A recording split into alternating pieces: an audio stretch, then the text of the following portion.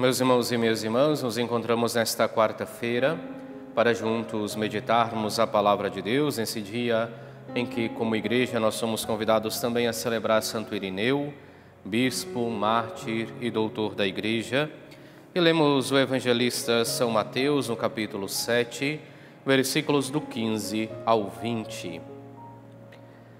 Naquele tempo, disse Jesus aos seus discípulos: cuidado com os falsos profetas. Eles vêm até vós vestidos com peles de ovelhas, mas por dentro são lobos ferozes. Vós os conhecereis pelos seus frutos. Por acaso se colhem uvas de espinheiros ou figos de urtigas? Assim toda árvore boa produz frutos bons, e toda árvore má produz frutos maus. Uma árvore boa não pode dar frutos maus, nem uma árvore má pode produzir frutos bons.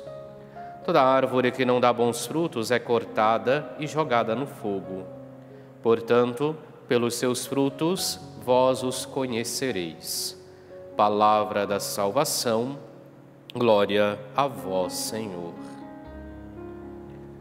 Continuamos a leitura do capítulo 7 de São Mateus, onde vemos estes diversos ensinamentos da parte de Jesus que compõem o chamado Sermão da Montanha. Hoje Jesus faz um alerta aos seus: cuidado com os falsos profetas.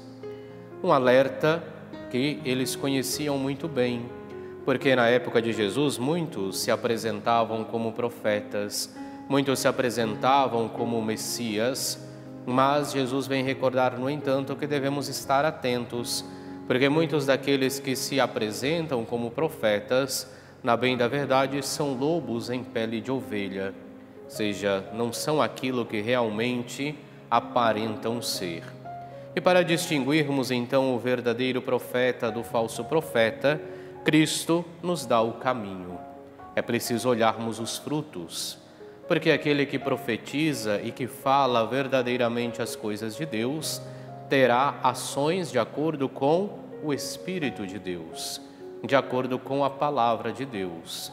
Aquele, no entanto, que torna-se profeta por profissão, ou que torna-se profeta porque vê que pode tirar certa vantagem daqueles que lhe são colocados como súditos, tem obras, tem frutos que o condenam. Porque, como diz o próprio Cristo, não pode uma árvore má produzir frutos bons, não pode uma uva, não se colhem uvas de espinheiros ou então figos de urtigas. E por isso, usando desse exemplo, então, Cristo nos dá o caminho para identificarmos e diferenciarmos o verdadeiro do falso profeta. Mas nós poderíamos também usar desta palavra para diferenciar o verdadeiro do falso cristão. Hoje muitos se dizem cristãos, nas diversas denominações. Muitos se dizem católicos. Mas será que as suas obras revelam verdadeiramente o seu ser cristãos?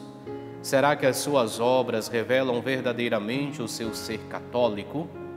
É uma pergunta que nós poderíamos nos fazer, porque do mesmo modo que nós distinguimos o verdadeiro do falso profeta pelos frutos que produz, nós também distinguimos o verdadeiro católico, o verdadeiro cristão, pelos frutos que ele produz. Porque quem se aproxima da palavra de Deus, quem caminha com Cristo, não pode produzir outros frutos que não os frutos que brotam do Evangelho, que brotam da palavra de Deus.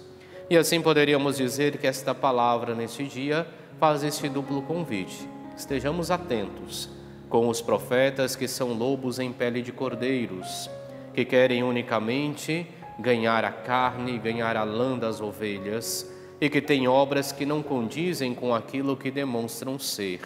Porque é pelas obras que nós reconhecemos os verdadeiros profetas, os verdadeiros enviados da parte de Deus para anunciar e proclamar a sua palavra. Ao mesmo tempo, estejamos atentos à nossa vida e nos perguntemos que tipo de frutos estamos produzindo. Se frutos de acordo com a palavra de Deus, estamos realmente vivendo como cristãos.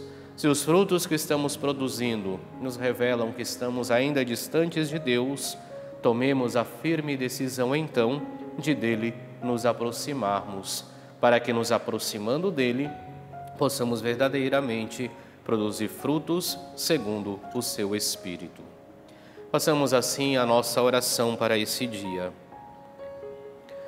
Ó Deus, vós concedestes ao Bispo Santo Irineu firmar a verdadeira doutrina e a paz da Igreja. Pela intercessão de vosso servo, renovai em nós a fé e a caridade, para que nos apliquemos constantemente em alimentar a união e a concórdia. Por nosso Senhor Jesus Cristo, vosso Filho, na unidade do Espírito Santo. Amém. E abençoe-vos Deus Todo-Poderoso, Pai, Filho e Espírito Santo. Amém.